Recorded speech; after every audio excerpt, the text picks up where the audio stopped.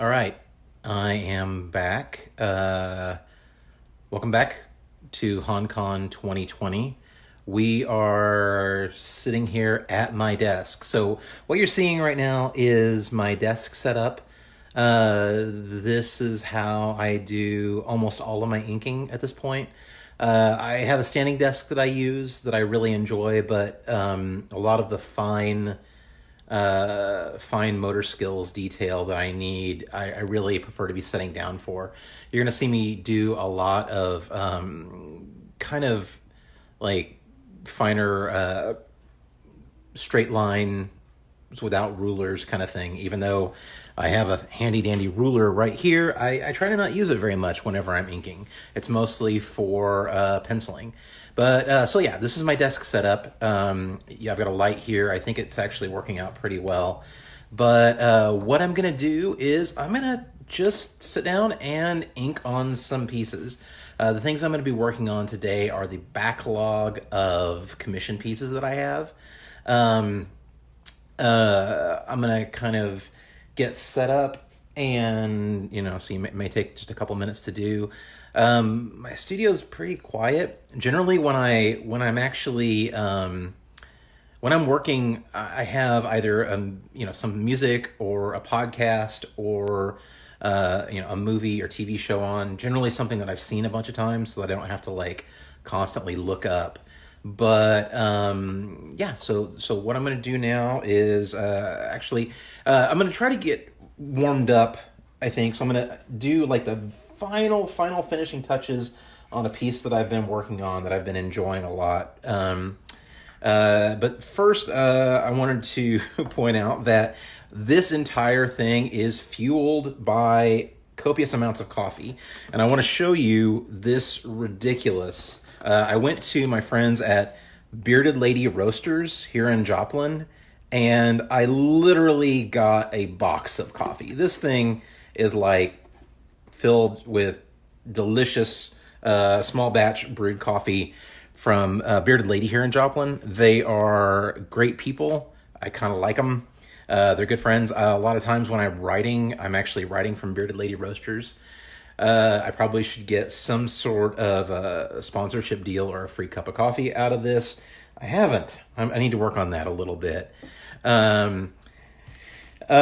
So anyway, so yeah, I've got copious amounts of coffee. I just had a blueberry scone. It was pretty tasty, and I'm going to get going.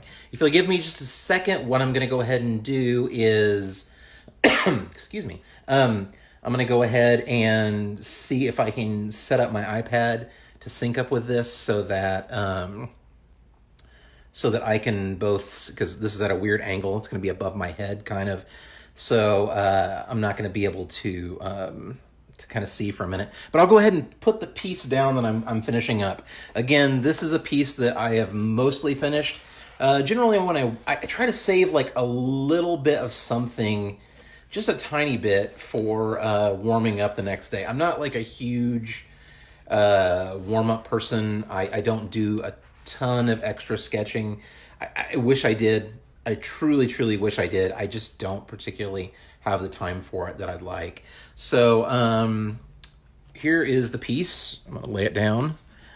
So this is one of the commission pieces from this fall that I did.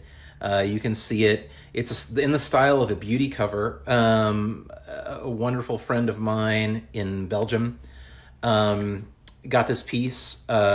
He is one of the sweetest guys I know, as is most of the Belgium crew. I was over there. I had the chance to meet everyone in Ghent for a show called Facts, and they brought us over. And Belgium is an absolutely beautiful place. Ghent is one of my favorite cities. The people over there are just fantastic. So the piece you're seeing is for Joffrey, my friend, and it is a shot done in the style of a beauty cover, but featuring Jessica Jones. And I had a lot of fun doing this piece. It's pretty fantastic. So what I'm going to do is I'm going to put some finishing. I'm going to take a second, set up my iPad so that I can watch comments and respond to things. As it is, I'm just literally talking into the wind. But and then I'm gonna get started and do just a few final touch-ups on that before I jump into the next piece.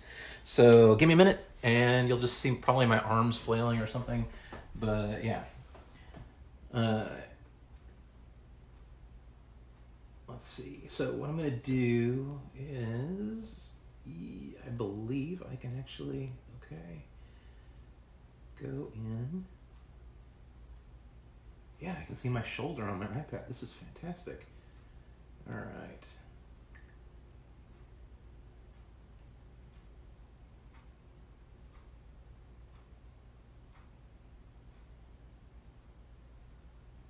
All right, and let's see. Well, that's kind of weird. I'm not seeing comments on here.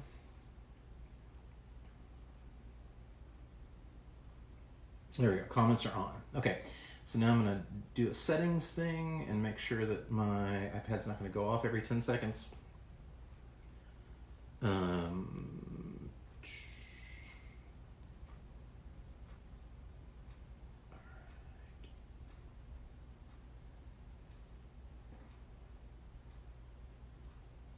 Auto lock on never.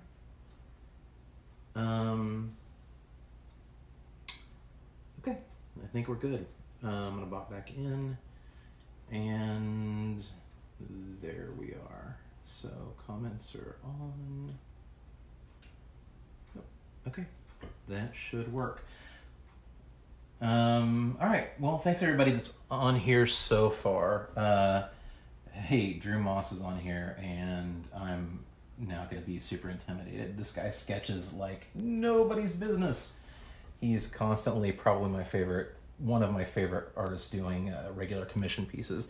He does about 6,000 of them every day, and they're all beautiful. So I'm going to now fumble my way through this a little bit. It looks like comments keep kind of going off. I'm not sure what the deal is with that, but hopefully everything will be fine. Let's see. I may just have to check them every once in a while.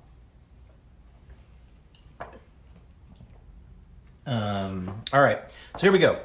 So what I'm going to do with this is I'm just doing final little touch-ups, and a lot of what I do for these touch-ups is I go in and I try to like cut down on the sharpness of some of this stuff. So I'm just using a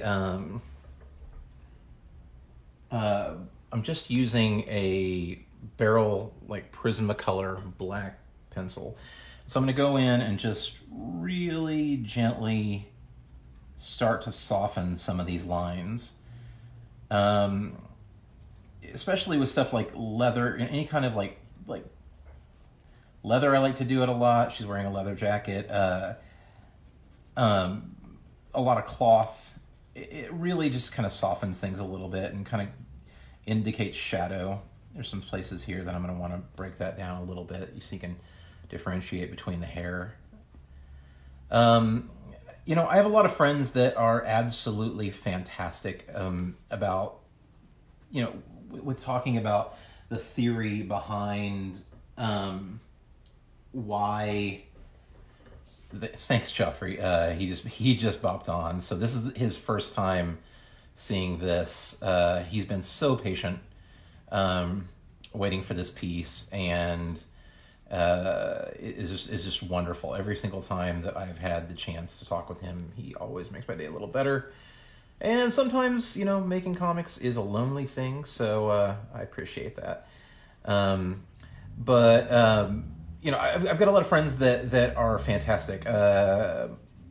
My buddy Sean Crystal was a teacher at SCAD for years, and Sean has that ability to explain everything that he's doing and understands it. Sometimes, I'm going to be honest with you, I just draw stuff. I know what I want out of a piece most of the time. I know how I want the finished piece to feel. I'm not a real academic though. I just make things. I went to a small college here in Joplin, Missouri, Missouri Southern State University. It was actually Missouri Southern State College whenever I was there. I was very lucky for the size of the school to have some really fantastic instructors that cared about illustration. A lot of departments in that time were really trying to figure out what they were. Computers were becoming more and more prevalent in work, and they were really just trying to figure out how to fit everything together. Let's see, I'm gonna go down here.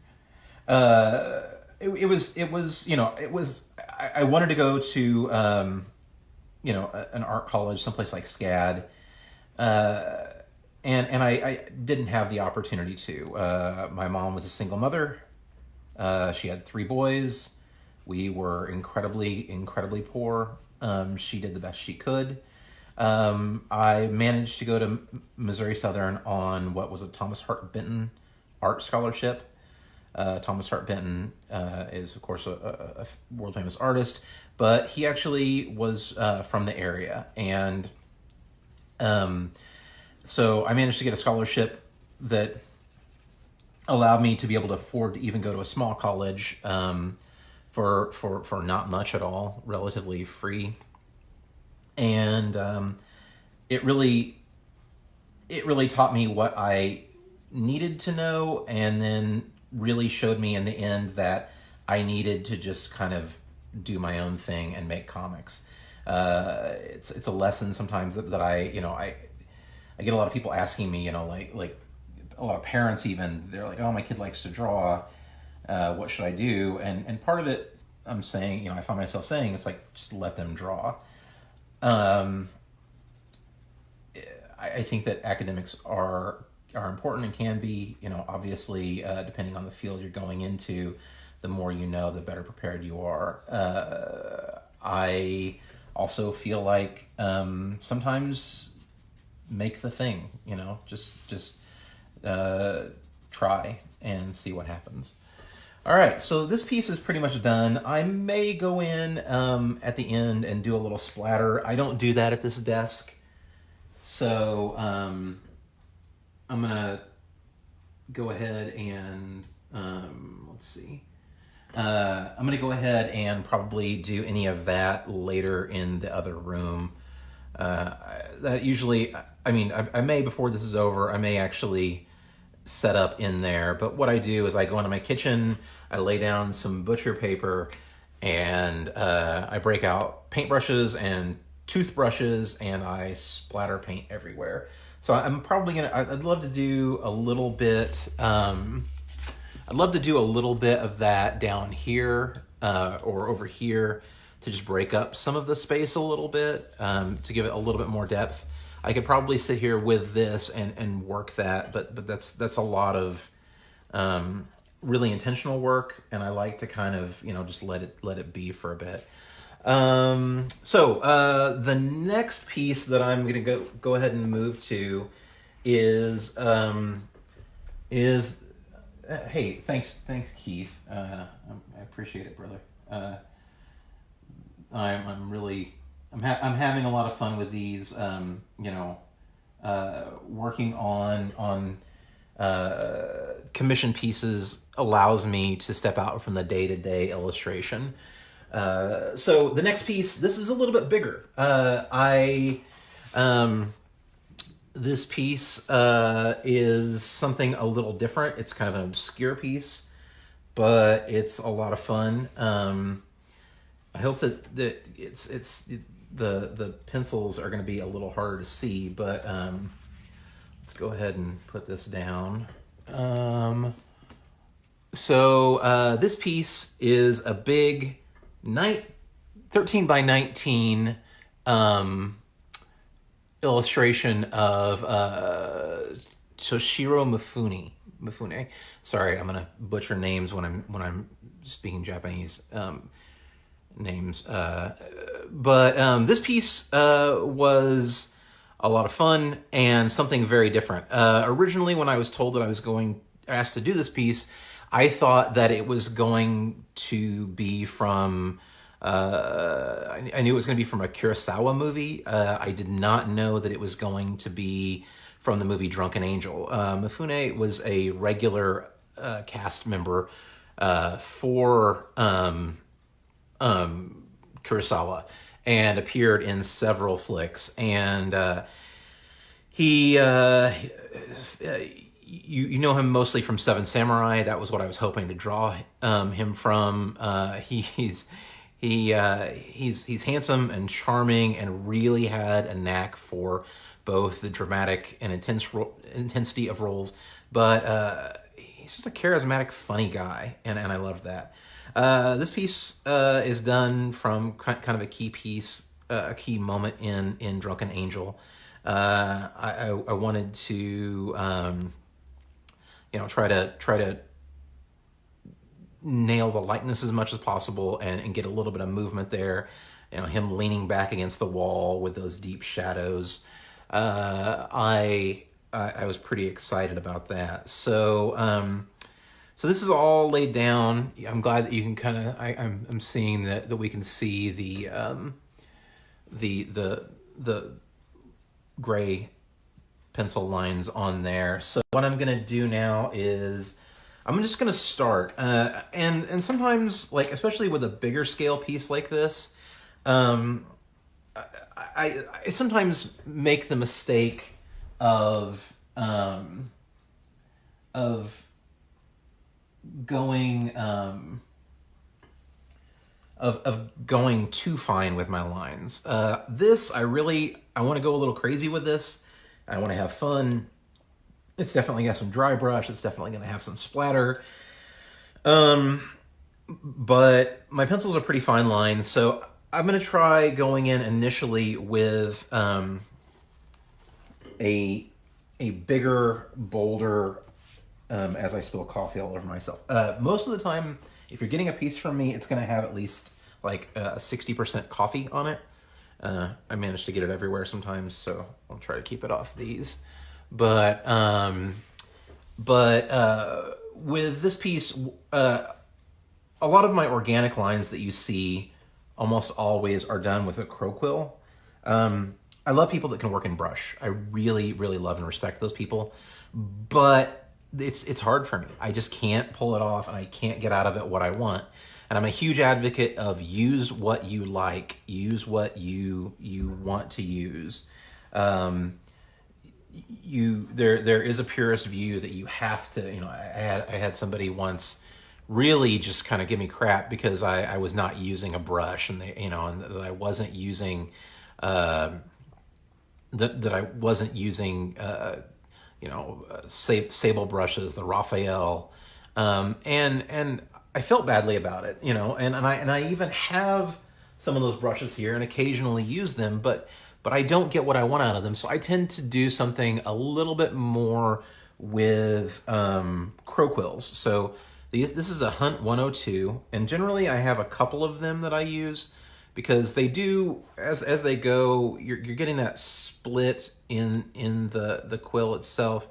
And that just kind of wears down. It's metal, and these are not made as well as they used to be made. So the line gets, it starts out razor fine, but then as it goes, it gets a little wider, a little clunkier, and starts to lose some of that fine detail ability.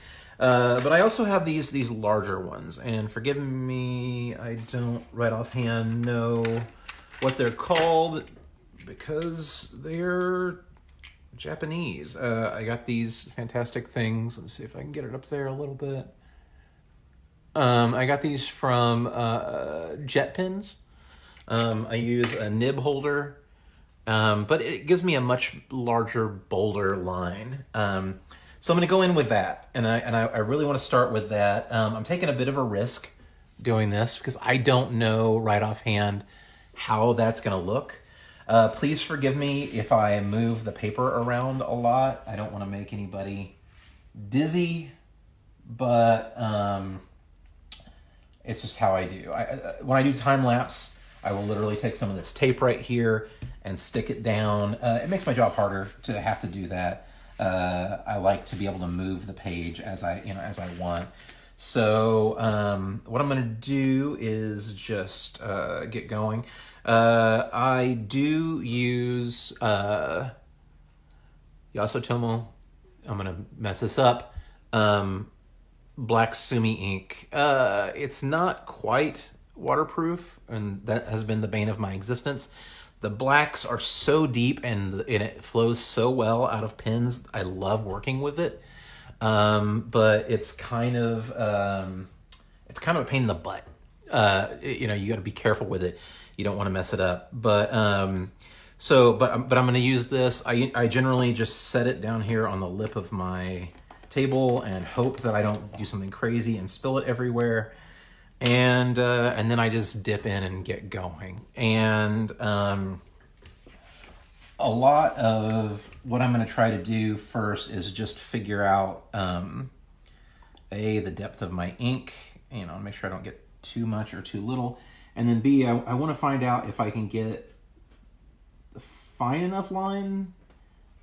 I'd love to be able to use this on the face. And actually, the point on this is good enough that I'm going to get some of the expression that I want out of it without doing,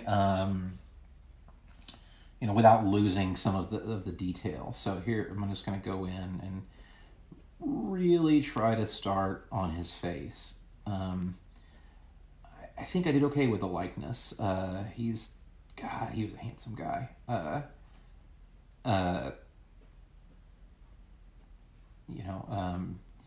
Is Japanese and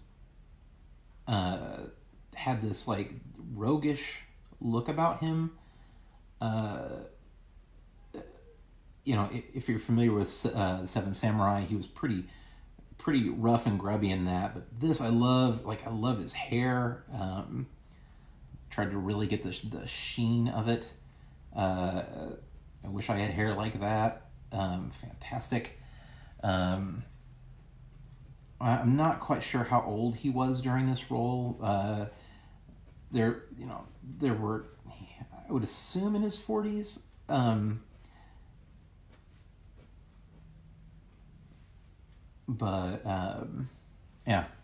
really want to try to do a good job on the likeness, or as much as possible. Likenesses are always hard. You do what you can. You try to get enough of the features right. And just do the best you can. Let's see, I got a couple comments. Seven Samurai is a good reference point for any artistic endeavor. Yes, I love Seven Samurai.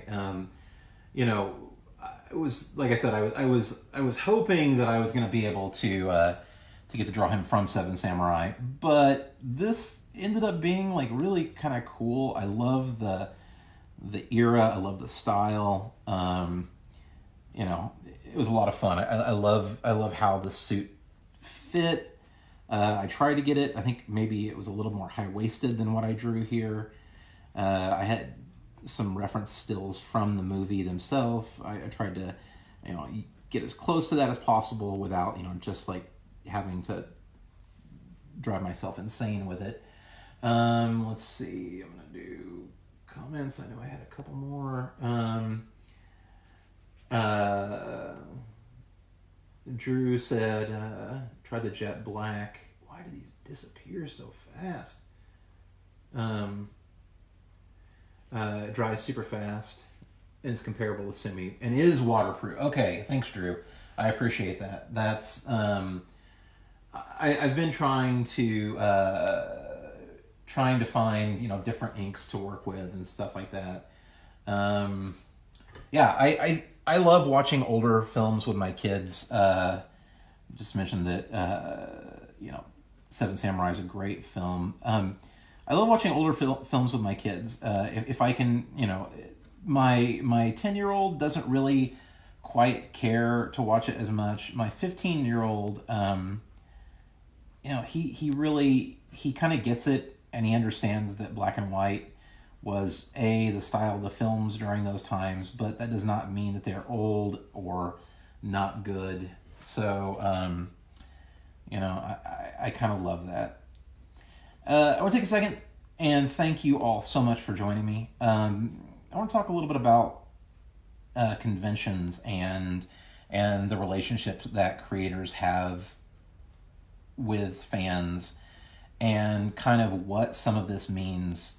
We're in a very, very difficult time right now. Emerald City Comic Con was going to have been this weekend. Emerald City is one of my favorite shows. I love the show. I love the city. Part of that may be a greedy thing where I like the food and I like the drinks a lot. But, I love Emerald City. It's just a fantastic show. And it's hard. It's very, very hard to see an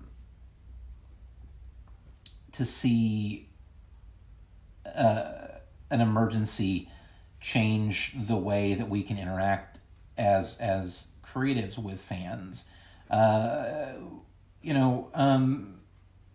We work for we are people of all the genders, working long hours in rooms like this, and we're often alone. I'm lucky. I have a family, and I have a studio mate that I work with sometimes. She's here a few nights a week. That makes things a little easier, being able to just talk or interact. But it is truly long hours alone, and I think that we need conventions and we need interaction, preferably positive interaction. That's always kind of nice, but we need interaction to, on some levels, I think, recharge the batteries. And I realize that I am speaking absolutely for myself about this, but I have had friends, or I've had conversations with a lot of friends about this. Here, I'm gonna clean my nib off right here. That build up can get pretty chunky fast, and it's fun and it kind of changes the dynamic, but you kind of lose a little bit of the sharpness. The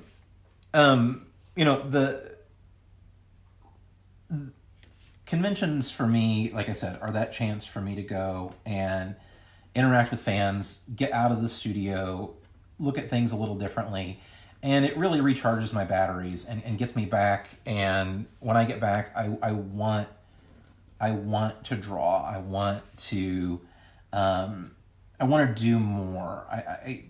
I love this. I love this process. I love making comics, and I think that it's definitely a hard time right now. Planet Comic Con, my area, I call it my hometown show. See, I'm literally spinning this all the way around. I pull a lot of my lines rather than push. It gives me a steadier hand. I really anchor my elbow when I work. Sometimes I put too much pressure on my forefingers. You can actually see I've got like a dent that's developed. I'm not flipping you off, I promise. Oh, some of you, Simon. But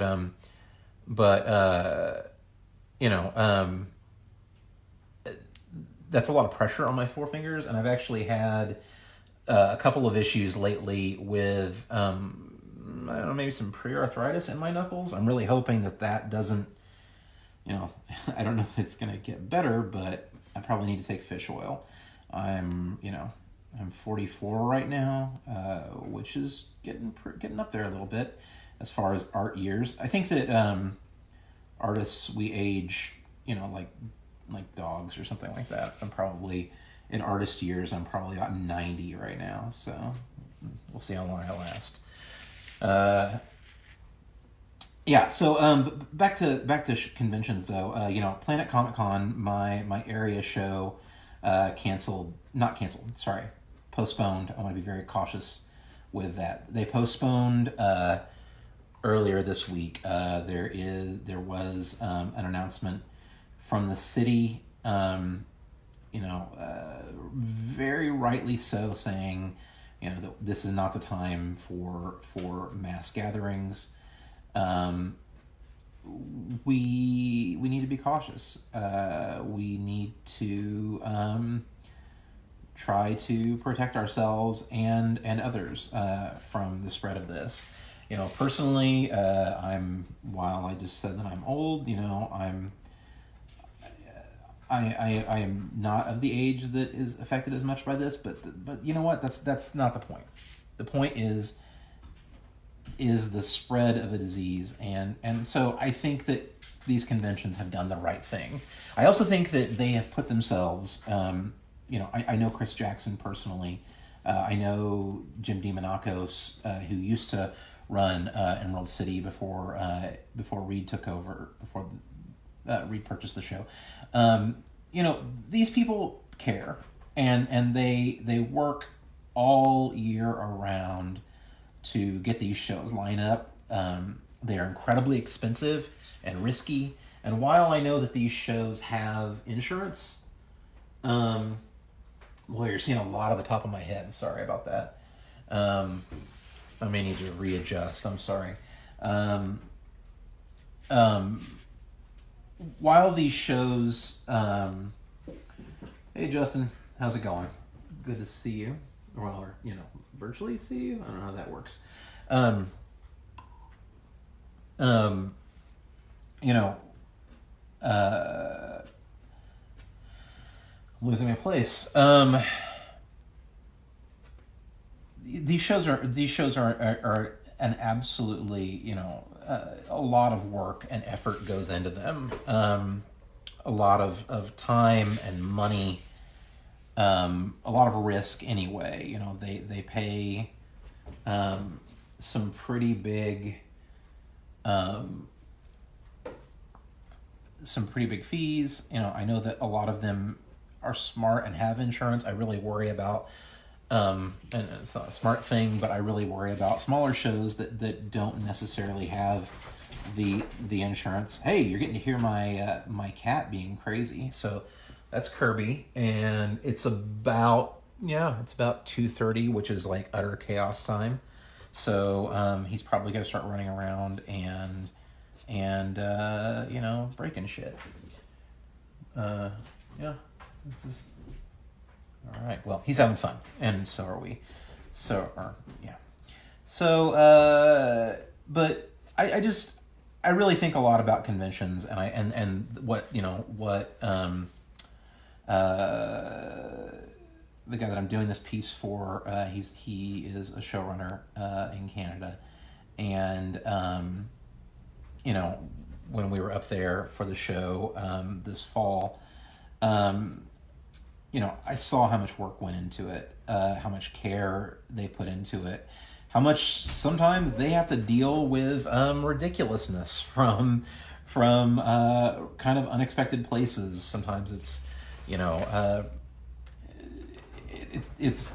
it's hilarious to watch, but maybe a little bit cringeworthy even sometimes. The way that they have to be the good guys every time, and I have a lot of respect for that. So I mean, I know that people wanted to go to these shows. I know that they are angry. I know that we all have different views, but I have so much respect for anyone that tries to do something, whether it tries to make comics or movies or put on shows. I've had friends that are like, "Oh, you're too, your views are too lenient on this stuff." Sometimes I just feel like that we need to probably respect people that try to make things, and I am a person that makes things, and I want respect, so I try to give that to others.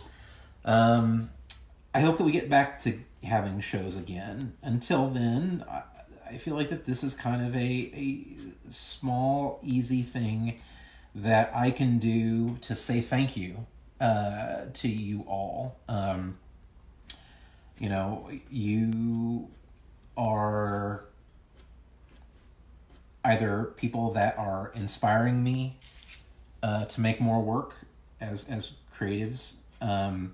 You are, you know, fans, friends, family members. You know, there's a few of you right now that are on that are extra lovable.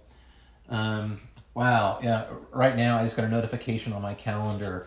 I was supposed to be doing a signing for Valiant right now at Emerald City.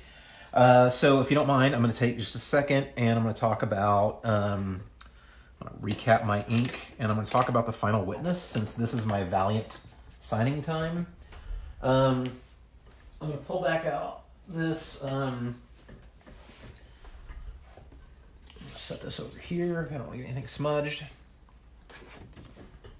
Still some wet ink. I'm going to take a look at that, and then I want to show you a few pages from issue 2. Hopefully this doesn't get me in trouble. I you know, I know Heather might be watching. Joffrey just said that they just got the news that the Facts show in Belgium was Joffrey, was the show canceled or was it just postponed? I hope maybe that it was just postponed. I know that there's a lot of time and effort and money that goes into that, but hopefully it was only postponed for right now. So anyway, back to my 3 o'clock Valiant. So my new book, The Final Witness, is out next month from Valiant Comics. We got a great crew working on this. Ray Fox is the writer on it. Ray and I had the extreme pleasure of... I'm going to turn this off. It's a bit too bright. There we go. Ray and I had the pleasure of working together on The Riddler with Scott Snyder for Villains Month a couple years ago for DC. And then we also had the chance to work on the final arc of that iteration of Constantine for DC. Ray is fantastic. He writes both intense, character moments. He writes big stuff really well. I really love working with him. So what you're seeing here, this is what we were going to have at Emerald City. This is the Ashcan edition. It was an Emerald City Comic Con exclusive. Obviously, with the postponement of Emerald City, this is going to... I don't know how many of these are even going to make it out there. I have a few that are available in my store. I'm giving away a couple today. Today, what I'm going to do is, the one that I'm going to give away is, I'm going to look over and put all of the names from anybody that comments on any of these live streams into a jar, and I'm going to draw one out, and that person will have a chance to win a signed copy of Final Witness 1 Ashcan Edition. It's black and white. I love being able to show people the black and white artwork. I am colored by Nick Filardi. Nick Filardi is my longtime art partner on The Realm. He has done my beauty covers for a couple of years. We worked together on some stuff at DC a few years ago. Everything pretty much that I do right now, you're seeing colored, is colored by Nick. He's just fantastic. More than that, he's a great guy and I love him. That's right, I love him. But you're seeing this in black and white here, and that's a lot of fun. Now I'm going to take and I'm going to show you, hey, Shadow Man's coming back. Cullen Bunn and John Davis Hunt in May. That's going to be good stuff. And that's a Tony Moore cover, isn't that? If Tony wasn't one of my favorite people in the world, I would hate him. So let's take a look really quickly at Hey, Todd just said Nick Flaherty's a beast. Thanks so much, Todd. Appreciate that. Nick is wonderful. So I'm going to show you a few pages, and don't tell Heather Antos, my editor, about this. This is a sequence from issue 2 of The Final Witness. So these are all done 11 by 17. I ink them again with the Crow Quill, what you've seen me doing. This up here and what you're seeing here, this is just again this barrel prism colored pencil. It kind of gives me that texture that I want. It's also really nice to use here on softening hard lines. So this is a sequence. The witness is going to check out something that's going on, and something kind of crazy happens. Maybe it's a clue to his origins, but it's an attack of some sort. I'm having more coffee. So this is that. Really trying to push the dynamic action. I love the lightning is hard to draw. I love drawing the lightning, and if I was maybe just smarter, I would go in and just do this in pen. I make a few extra steps for myself, and it's ridiculous, but I really want to try to kind of guide the movement with the lightning a little bit, and show things and not show things using it. So that's kind of a key thing. That's actually, so these are stat panels that I'm going to ink in later when I have some free time. They're just stats from earlier in the book, but I wanted them there. But you can kind of see him, the witness flying. I love all the flying shots. I love these kind of, the movement. So those are out of sequence. Goes 4, 5, 6. I don't know. This is probably, if you can see it, I'm going to try to pull it up a little closer. You can see this shot right here. I love this, him flying out, getting that movement, using the lightning and kind of the way that it works there, but kind of him rocketing out, having fun drawing a flying character. It's a very street level book, but also manages to be a bit superhero-y, so that's a lot of fun. Let's see. I'm gonna back up. I got a couple of comments here that I want to check out. Hi Janet. Janet, a friend of mine's watching. I haven't seen it in a while. Let's see. Justin said that he met Cullen Bunn too. He's a cool guy. I love Cullen. Cullen and I have worked together a few times. Cullen also lives about an hour from me, and now he used to live in St. Louis, Missouri. Now he lives in Springfield, Missouri. Cullen's a great guy. I like him a lot. He actually, he writes, so much horror, some of the best horror out there. He's somebody that whenever I started working on The Red Mother for Boom, having Cullen tell me that he likes the book really meant the world to me. As I write more and more, Cullen and I like the same kinds of horror things. I think a lot of our roots come from that Midwestern, Southern, Lovecraftian horror, and so I really appreciate him. Let's see. So I'm gonna check again. I got more comments. Sorry guys, I have to hit the button.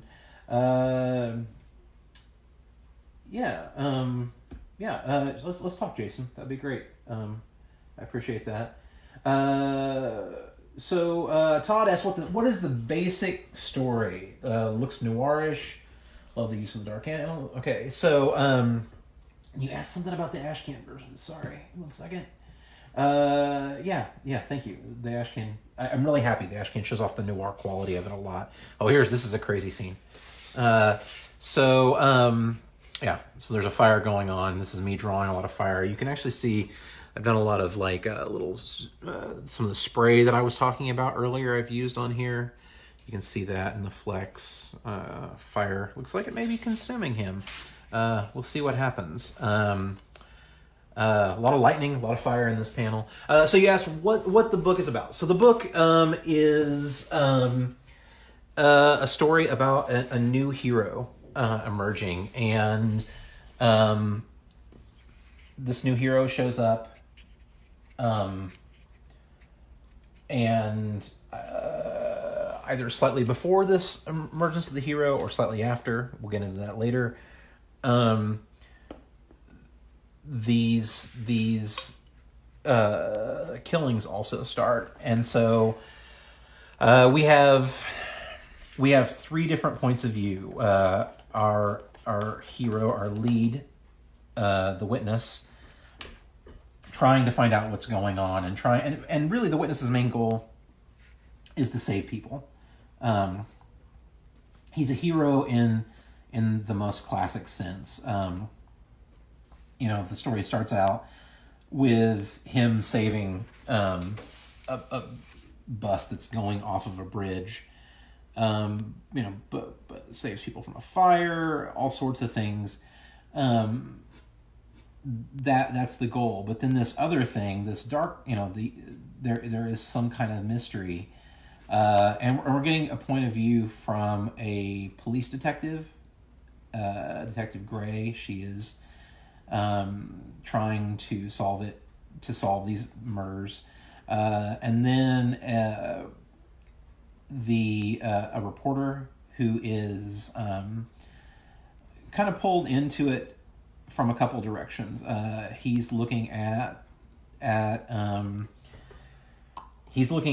he's curious about this hero that's shown up in this kind of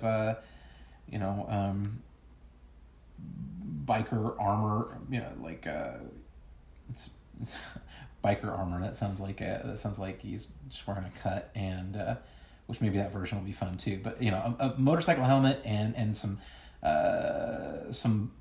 motorcycle body armor. I kind of like that street level beginning point where you're getting. We talked a lot about it, and this is not a hero that. It's a street level thing. It's somebody that gets powers and then decides to do good.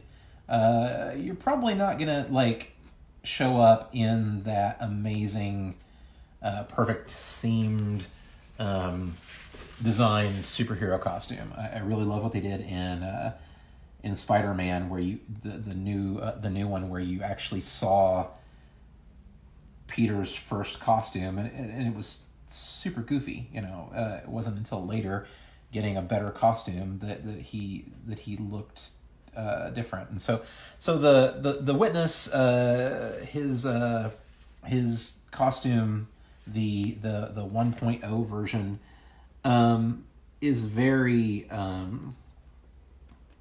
very street level and kind of off the rack, which is kind of a nice thing. I like that. But we've got his story. We've got the story from Hannah Gray, the detective, and the Parsons, the reporter. So we get those 3 points of views, and they all kind of slowly converge, and they're going to find out. The reporter and the detective are working to find out who is the final witness, but they're also trying to solve this other thing. And then the witness is working to find out, who's causing all of this chaos, and gets pulled into the murder aspect of it too, trying to solve who is doing this. And there's a lot of twists and turns along the way, a lot of fun noir stuff. I think a lot about noir. I have a lot of films that I like to go back to, trying to think about those key black and white images and trying to capture those in the art. So it's a fun story. I'm very excited about it. It's going to, if you're a Valiant fan, it's going to be very rewarding. Long game. If you've never read a Valiant book, the great thing about it is that this is a perfect introduction. It's not something that like you don't have to be a Valiant fan for your entire life in order to appreciate this. But if you have been a Valiant fan your entire life, you're gonna be really happy with where this goes. So I really encourage you to check it out. And so that was my Valiant signing time. Let's check on some comments. Thanks everybody for kind of sticking around and watching. This has been a lot of fun. Let's see. Did I just... Cullen Bunn drew Venom on one of my comics. I'm sorry that he drew on your comic, Justin. What a villain. Yeah.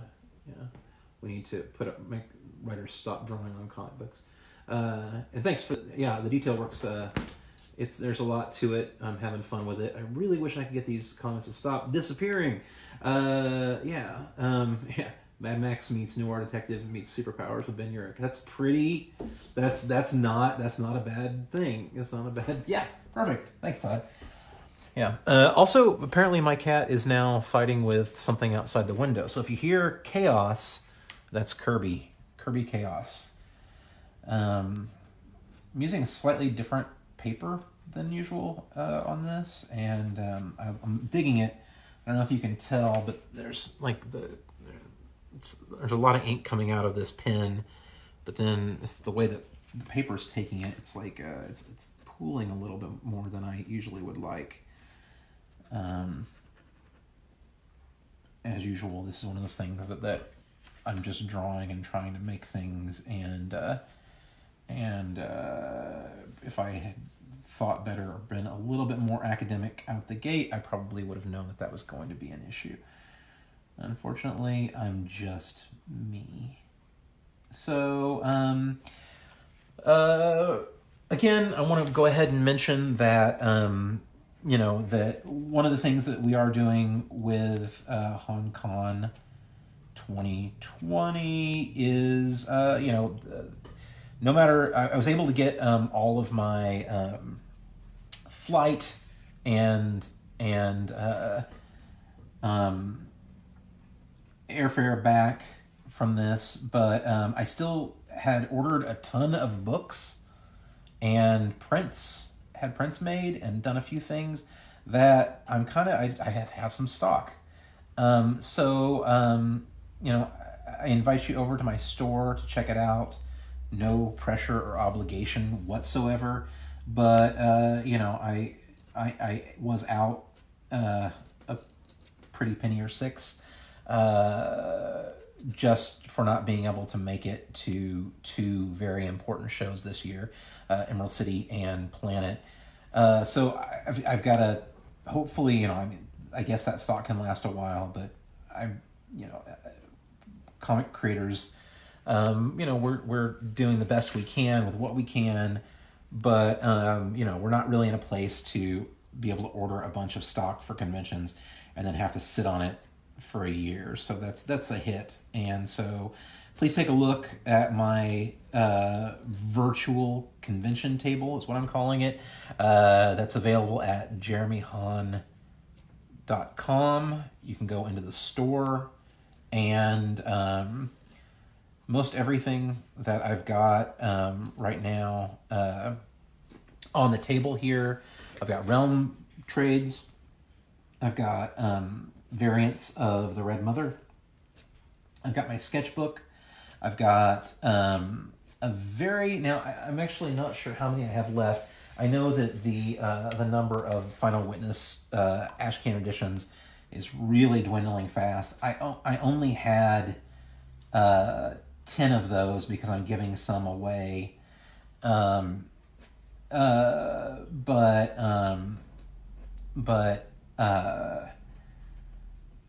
I'm giving some of those away. So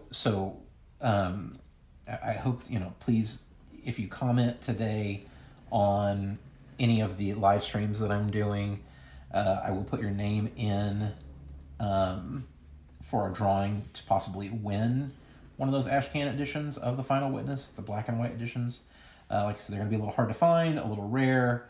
So, please, if you comment, your name's in the hat. In a literal hat, because I wear hats all the time and I have plenty laying around. Yeah.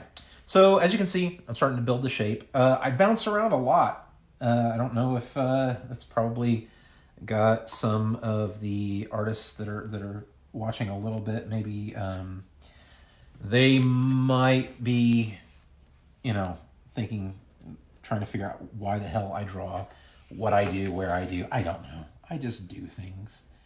I just like making lines on paper. I just do what I do. It's not always right. It's not always, one of the things that I talk to a lot of younger artists about, new up-and-comers, is learn techniques and try to understand why things are the way they are, but then draw the way you draw. That's really important. Let's see, got another comment from Todd. What you saying, Todd? I failed in only buying the regular number 1, super dope green. Yeah, one of the things with the Realm was that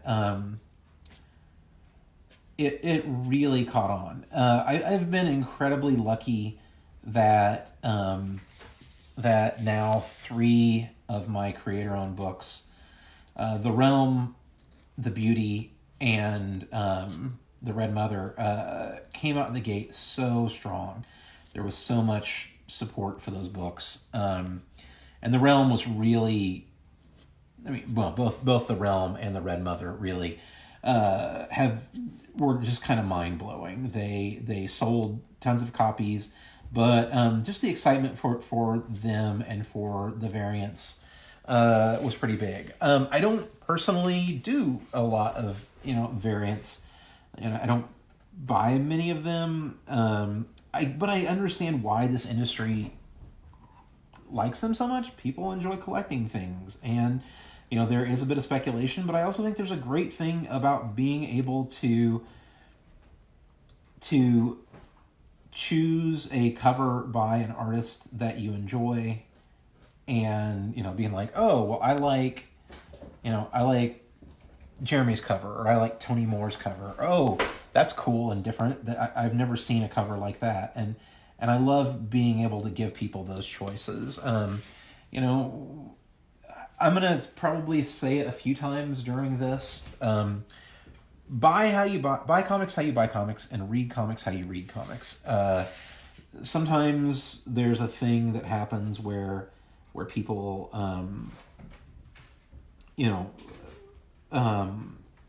very much expect you to enjoy things the way that they do, or for the same reasons that they do, and that's pretty unrealistic. We don't live in that world.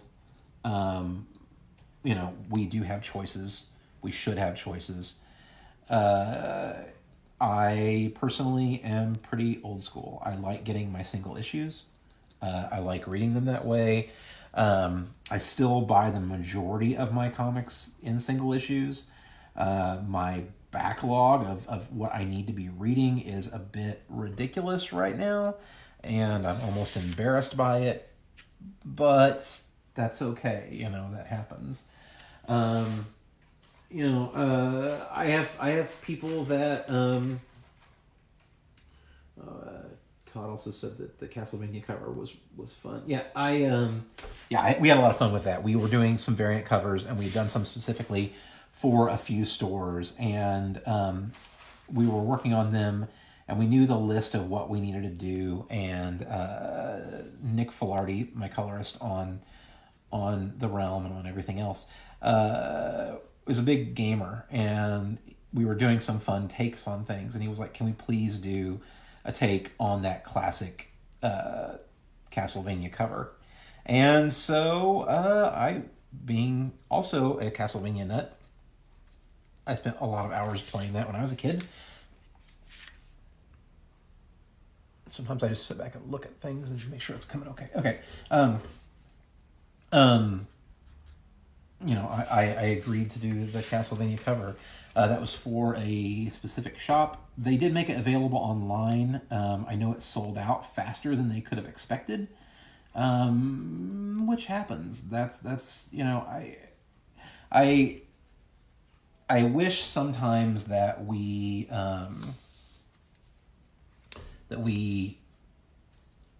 like that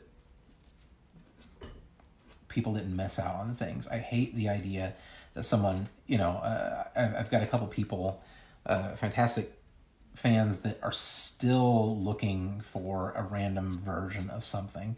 And I feel badly that they can't get their hands on it because it's not out there. And I've even, like, a few times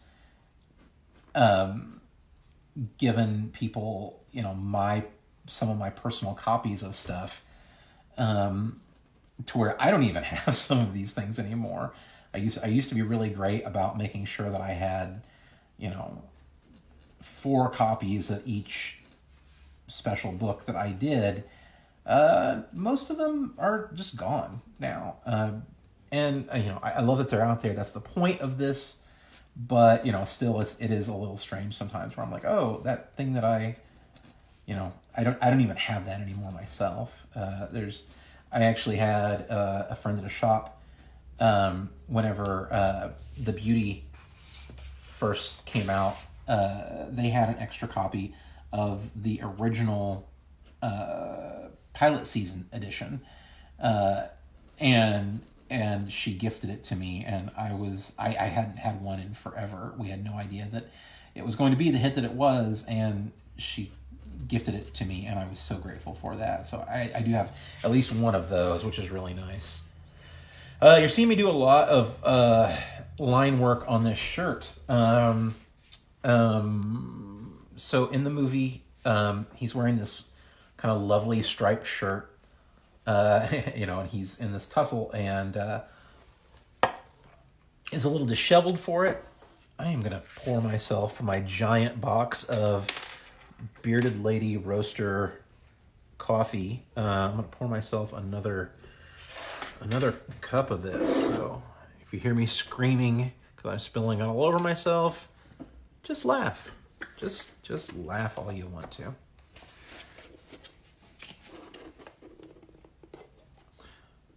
Okay.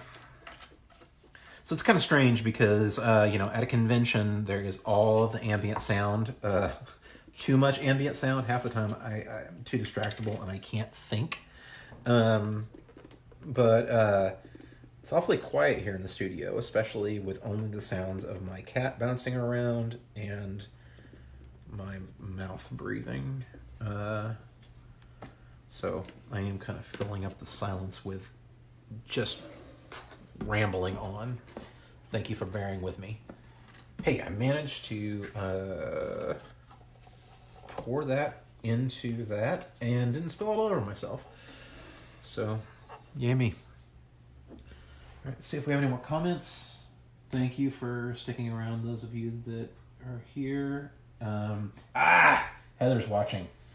So, Heather Antos, my wonderful editor, new senior editor. I think we're going to maybe actually talk about that a little bit over at Valiant. She's on. So, she missed me talking a little bit about The Final Witness earlier and showing off some stuff. So nobody tell her, please, that I may have been giving a sneak peek or two at stuff. That was on the down low. It's weird that I can see people watching on here. So this live stream thing's kind of interesting. Todd, you asked one of the most important questions. Is it too early for bourbon? No, but I do 4 o'clock whiskey usually at conventions. That's probably going to happen. Hey, Mike Tisserand is on. Hey, buddy. So great hearing from. Let's talk soon, Mike is a fantastic illustrator and animator out of Canada. He and I worked together on the Bad Karma project on a book called Chaos Agent, which is still one of my favorite things, and I need to do more of that.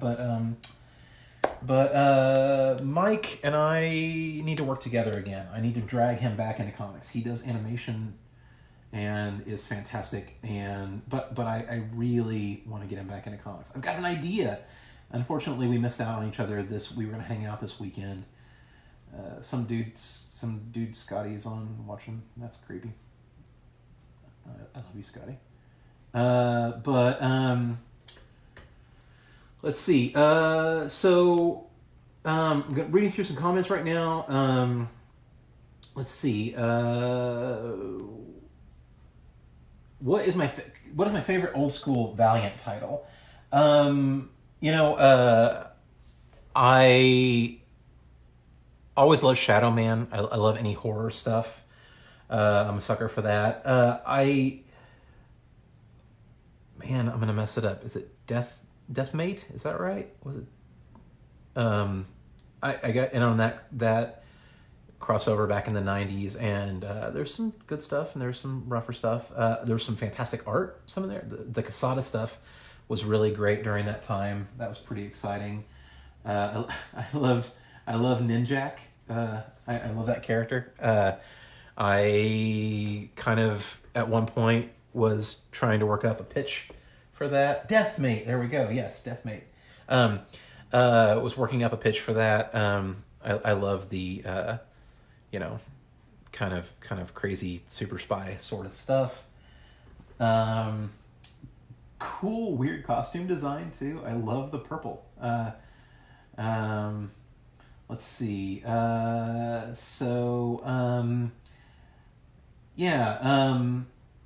really enjoyed a lot of EXO was great, like I said. I kind of got out of Valiant for a while, and then when they came back, how long ago was it? Are we talking? Has it almost been a decade back? More? They came back and came back strong, and they really not only 2012. Okay, so 8 years. Yeah.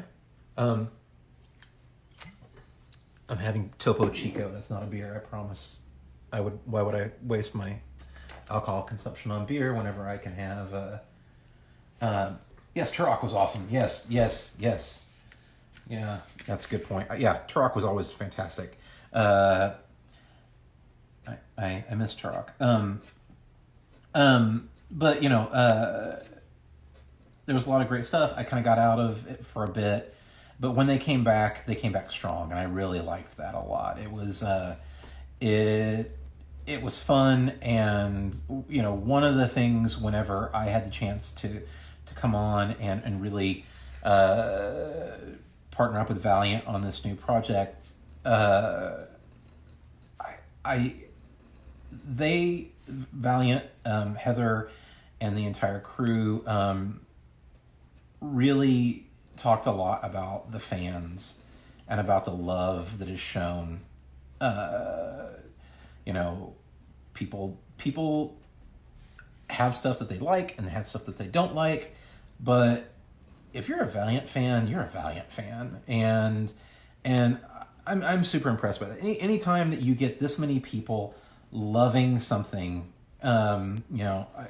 it's fantastic, and I'm so excited to be a part of that with The Final Witness. It's it's a chance for me to not only be a part of this great world, but kind of come in and with Ray add something to it. That's exciting. That's I love making comics. I love telling stories. I love telling stories within existing situations. I love telling my own creator-owned things, and I love working with worlds that where I can add something of my own in an existing world, and this is a fantastic opportunity to do that, and I'm grateful to get to do it. I mean, it's hard work. It's a lot of hours. I last night was up until 5 a.m. Working on pencils for some new Final Witness pages, a pretty great splash page that I'm almost finished with, and I love doing that, and I don't know.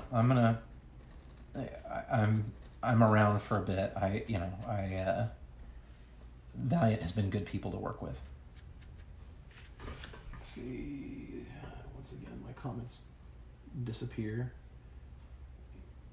Yeah, Thomas mentioned that he loves the art on the new Rye book, and that looks fantastic, doesn't it? It is so good. And John was just saying that he loves it too. Yeah. No, those are all wonderful. I love that all of your comments are going to pop up in the thread once, on the main page whenever I come up to, because I will go in and and all that stuff. Your comments will pop into the thread, so I promise I'll like and respond a little bit more in kind later.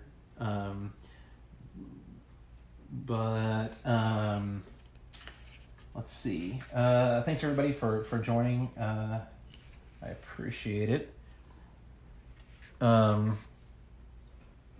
see. So I'm gonna back. So this piece, really, it's just me sitting here trying to build out the shape of this shirt right now. I kind of got the face where I wanted it, and the likeness not too bad. So, just kind of differentiating out some stuff. You're going to see a lot of stuff where it's very line based. I'm going to go in and build out layers of stuff with ink fills and with some splatter. There may be some thumb stamping on this. I'm going to have a lot of fun. This is going to be a pretty intense piece. It's also just giant, which I like. I really wanted it to have a big, bold character. Toshiro Mifune was a big, bold guy, so I want to do him justice.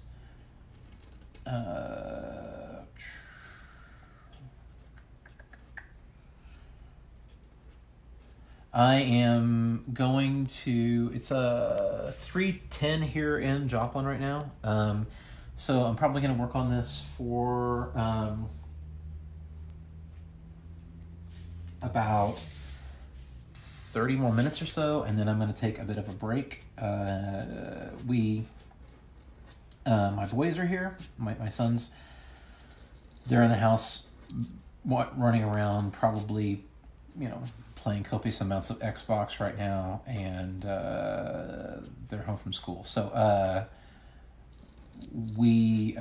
don't know the state of kids where any of the rest of you are, but they're on spring break starting today, which is kind of fortunate. There are reports about a lot of school closings that are happening and going to be happening. Of course, it's a lot of wait and see. Has anybody tried, by the way, just out of curiosity, man, my hat's in it again, I'm sorry. Has anybody tried to buy toilet paper lately? Isn't that a hoot? Yeah. It's always the best.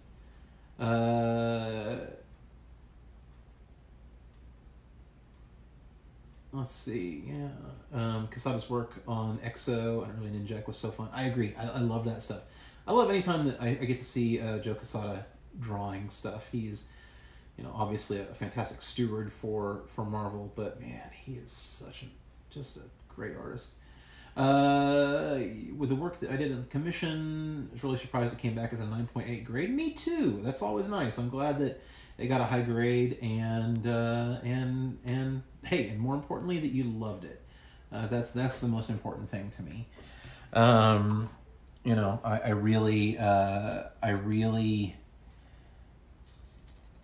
my goal is to always try to get a commission into somebody's hands and have them be happy with it.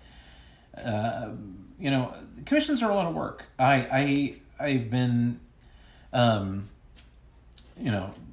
to go too deep into it, but I took several commissions, a bunch. This is one of them. This fall, we had a family incident, and I needed to get my wife Lori out to Oregon to be with her family, and I took commissions to be able to do that. We had already spent a lot of money prepping for a big trip, a big convention trip. We needed the help at the moment, and so many of you were very, very gracious coming in and helping us during that time, picking up some commissions, picking up some original artwork. And what that really did was allowed Lori and her family to get out to Oregon, be there, and not really have to worry about work or anything during that time. But what that does, that put a lot of commissions on my plate, and I'm not a commission artist. That's a very, that's a kind of a weird thing to kind of. There are people out there that I know and love their work, and they day in, day out do commissions, and that's what they do, and they are amazing and much better at this than I am, and I admire every bit of it. But I'm a working comic artist, and one of the things that I really had to figure out was, like, how do I take commissions and do a good job on those and still get my job done? Because I'm not sure if Heather is still on here or not, but as she can attest, the deadlines are the deadlines, and they are often set, and the work is always there. There's a joke in comics that says, in comics we don't get sick days. In comics, holidays don't exist. That's pretty brutal, and I almost got a blob on that. I'm glad I caught it. You can see that. It's gross.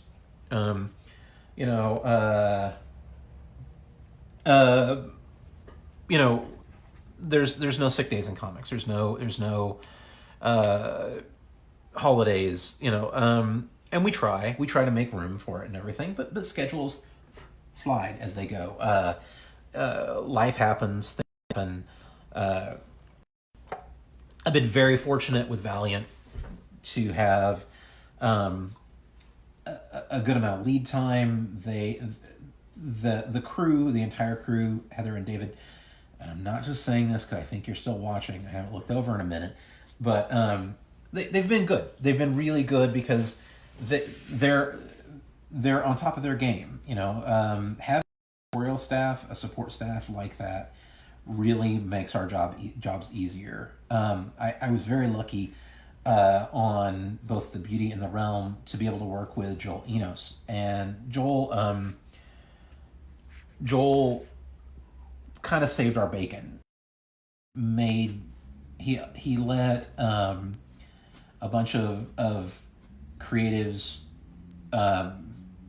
who are both trying to take care of things from as well as they can from a business aspect, but also, like, we're all artists. We're all, moody and get lost and all the things. Joel kept us on track during that, and that was amazing. Having a fantastic editorial staff at Valiant really has done the same thing. Same for working with Boom. I've talked a lot about Valiant. Probably should talk about Boom some too. Eric and Ramiro are my editors over on The Red Mother, and they are just fantastic. Eric, what he really does, what that crew does is, and I think it's similar for Valiant. They're facilitators. They are there. They bring in people that they believe in and they want to work with, and then they let them do their thing, and that's incredibly important. I think that if you watch, sometimes things get harder in making comics. It's generally because either stuff is micromanaged or stuff is does not have good editorial leadership, and I think that leadership is necessary, and and a good thing. It doesn't have, it should not be contentious. It's not an us versus them. I probably at some point in this will drone on about as both a writer and artist right now. Occasionally you'll get the artists be like this, writers be like this thing, and I think that's crap too. I think that comics are not a genre. Comics are a medium, and this medium is built on, unless you're an auteur and unless you're doing something completely on your own, there are a lot of hands that are touching these things, and a lot of people that truly care and give of themselves to make comics, and I find that incredibly exciting and rewarding. Yeah, so that was a tangent and a half. Sorry about that. So I'm still plugging along on this piece. I'm almost done with the shirt. It's really kind of taking shape. Let's see if anybody said anything. No, I just realized Heather is still here, so yes. Let's see. Let's back up a little bit on some of the comments that I missed. Sorry about that. Really? Try your physical next. Okay, I just got a suggestion for where to get toilet paper. I don't know. It's kind of amazing, and by amazing I mean terrible, that we're running into a situation where stores are emptied of stuff like toilet paper. I hope that you lucked into a situation where you just bought a nice pack of it and aren't just out of it because you're in fact out of it, because that makes it hell. Good job. I got the suggestion, try Office Max or Office Depot for toilet paper, because most of the people that are responding just out of mania probably have not thought of Office Max or Office Depot. Hopefully those of you that are watching aren't all immediately running out the door right now. I like you being here. Okay. Yeah. So hey, welcome new people that are watching. Great to see you. Thanks for checking this out. I am drawing on this commission piece of Toshiro Mifune from Drunken Angel. I really like this piece. I like the way it's coming together. It's a large scale piece. I think I've about got this shirt done. It's starting to feel the way that I want it to. It's a lot of little lines that go into things. Again, I'm sure that you probably think it's ridiculous, or some of you do, that I bounce around as much as I do while I'm drawing. It's just how I do. I don't know. I try to keep my hand out of stuff as part of it, and I don't necessarily always have enough forethought, to be like, hey, let's be a grown up and go absolutely left to right, top to bottom. I kind of go where the spirit takes me sometimes. So it's a lot of like looking at the page, making sure. See, there's a little puddle right there. Again, this is this paper that I'm using is fantastic, but it kind of it's thick, but it doesn't always take the ink as fast as I want it to. I use. Let me show you what I typically use for my pages. I'm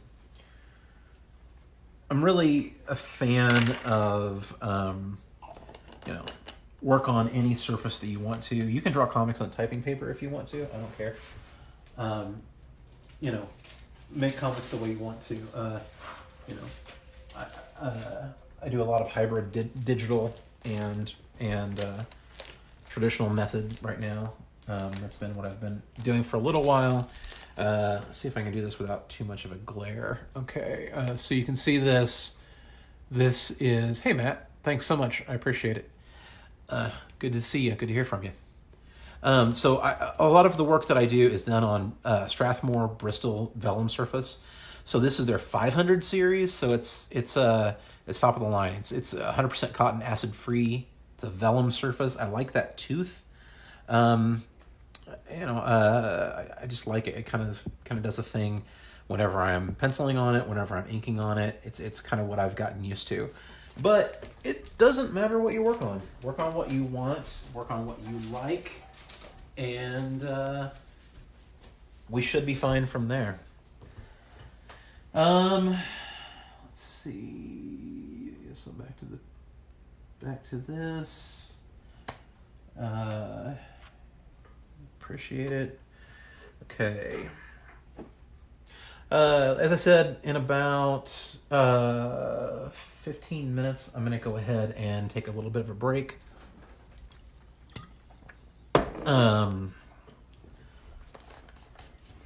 And then I'm going to take a break, and then I'm probably going to...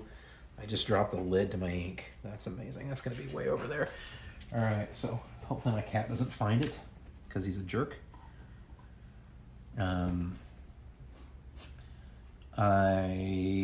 We got Kirby, our studio cat, right before Christmas. We'd had a house cat forever. For my boys are 11 and 15, and they're kind of hilarious. But we had that cat. Her name was Finn. We'd had her all of their lives, and we lost her about 2 years ago. And I don't think any of us were actually prepared for how much that was going to affect our lives. She was an older cat. She had been old for, she was close to 20 when we lost her. But she was an old cat and slept a lot and lounged around. She didn't ask for much or demand much. She wasn't too crazy. But it was very hard on us, that loss. And so we kind of decided maybe not to get another animal. And then we talked more and more about the idea of, you know what? I'm gonna go ahead and go here for a minute. There's, in today, I think a lot of people are trying to deal with anxiety or mental health or things like that. I think that, I think it's good to have an outlet. If you like animals, I think animals are fantastic. If you like dogs, get a dog and love a dog. If you like cats, I think they're very helpful. And I think that,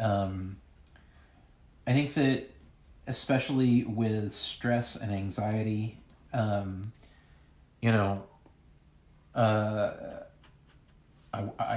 deal with anything like that typically by putting my head down and working harder. But I think that having a pet in the studio really just helped kind of diffuse a little bit of that stuff. It really helped me, and then even us as a family. I was spending, comics are making things are long hours. Probably talked about it before, but I'm going to say it again. Most of us creatives, a lot of us are working 8 at least 8-hour days, but like 10, 12, sometimes 14 hours a day, and often 6-7 days a week. It's part of the requirement of it's an unspoken requirement, I guess. You just have to get the work done. You have to do the thing. But part of the requirement of making these things is the work is there until the work is done. And part of that means that, like, my family spends a lot of time out here in my studio. I have a wonderful space. I've got a couch. I've got chairs. I've got a TV. I've got an Xbox that the kids can come out and play. They also have their own inside, so they're ridiculous. But we do have an environment to where they can spend time with me out here, and it's still not always easy. It's still a lot of hours, and you do kind of with kids and stuff. That stupid Cats in the Cradle song occasionally plays in your head, and you just feel like a jerk forever. But having an excuse to spend time out here together, and having a pet that we can all hang out with together is pretty fantastic, and I like that. Let me check on comments. Thanks for those of you that are sticking around. Yeah. Okay. All right. Hey, everybody. Welcome. So for new people that just popped up, I had a whole batch of new people pop up. I am doing a commission piece of Toshiro Mifune from Drunken Angel, an Akira Kurosawa movie. So mostly I'm just trying to focus on the clothes and getting some stuff done on this. I'm going to be on for about 10, 15 more minutes, and then I'm going to take a little bit of a break. I have a couple things I need to take care of. Trying to get those pants folds nailed down. All the right definition. I really like whenever something is this big, being able to use this larger sized pen. Kind of gives it a bold quality. I also, excuse the dizziness, I turn my page around like crazy. It's kind of fun. I guess I should spend the next few minutes talking about the rest of the schedule and what we've got planned. So this is a 2-day event. I'm going to be doing more live drawing later tonight and tomorrow. You'll get to see me working on a few things. I have a couple more pieces that I need to finish. I really wanted to get this piece. I wanted to get going on this piece and get it done. It's one that I've been working on for quite some time. I started on it and then had to work on pages. Something I've had underway, and definitely has been in the back of my mind. It's an important piece. A big, large scale piece, but I'm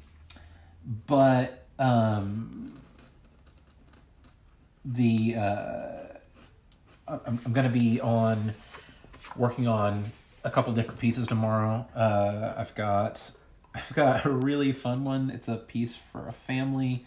It's one that I've been trying to get to for a while now. I'm going to work on that a little bit.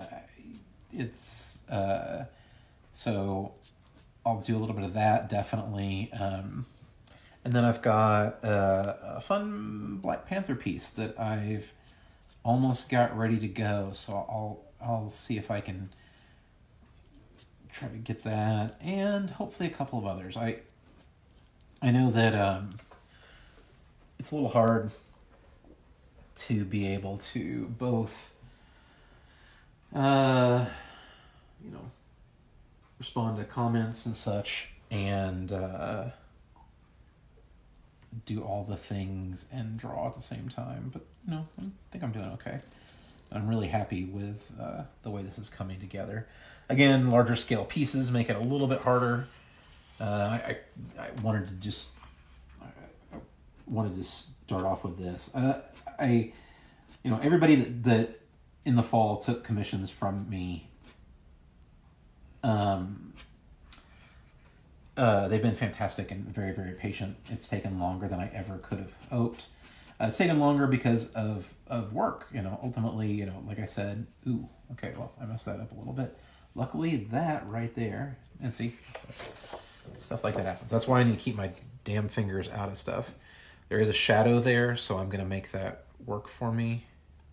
That was lucky, but I need to be careful. So keep your fingers out of stuff, folks, and remember, everybody makes mistakes, especially when they're rambling on.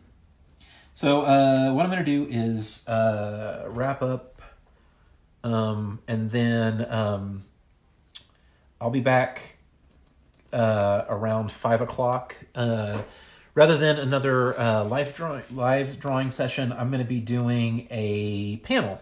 So I'm going to do some Q&A. I'm going to, if everything works the way that I think it will, I'm going to have a call-in guest.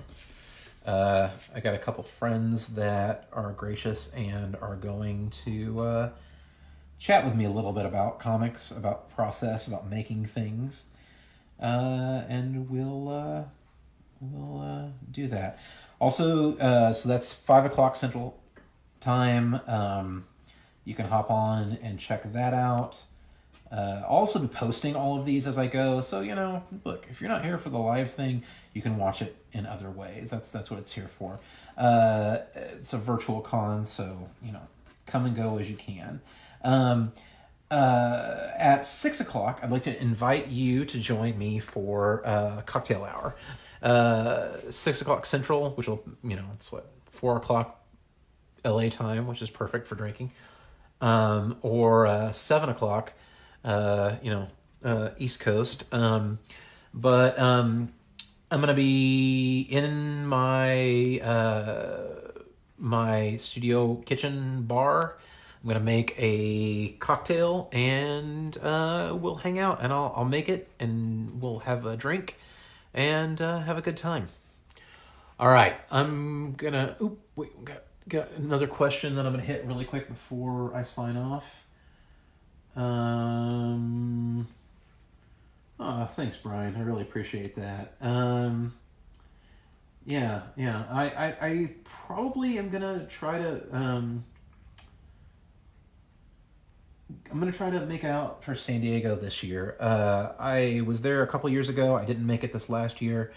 I like making it to San Diego when I can. My rule for that is I have to have a reason. I have to have something being announced or something. So, I think I've got something that's coming up and going to be announced this time around. So, I hope to see you there. Thanks so much as always. All right, I'm going to go ahead and use the last bit of ink in my crow quill here, and then I'm going to let this dry so that I can keep my hand out of it and not have another little incident. I'm ridiculous in the way that I ink, but I'll be back on at, like I said, 5 o'clock Central Time. And we'll answer some Q&A questions. We'll have a special guest that'll hop on, and we'll have a good old time. Thanks so much. I appreciate all of you, and thank you for joining me for Hauncon 2020. You're all the best. Thank you.